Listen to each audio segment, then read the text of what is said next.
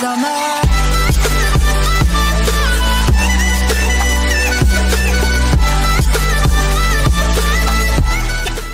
এতদিন ফাস্টফুডের হোম সার্ভিসের কথা জানা ছিল, এখন থেকে ঢাকায় ঘরে বসে পাওয়া যাবে যৌনকর্মীও।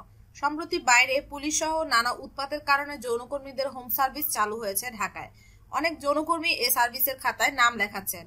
খদ্দরের কল পেলে তারা খদ্দরের বাসায় হাজির হন।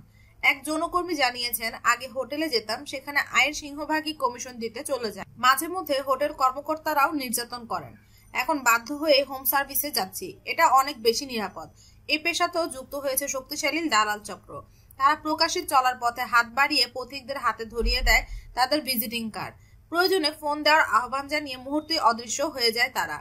পার্কগেট, শাহবাগ, কাকরাইল, বালিবাগ, মতিঝিল, সায়দাবাদ, গাবতলী এলাকায় এই তৎপরতা বেশি এবং মহাখালী, ডিওএইচএস ও Gulshan, Banani, Lalmatia, Dilu road, Eskaton road, central road, Mohammadpur, Rampura, Shantinagar, Uttara, Kakoli, Kalachandpur এলাকায় এই ব্যবসা চলছে বলে জানায় এক যৌনকর্মী। নাম প্রকাশে অনিচ্ছুক এক পথচারী, আমার হাতে এ ধরনের কার্ড পড়ে।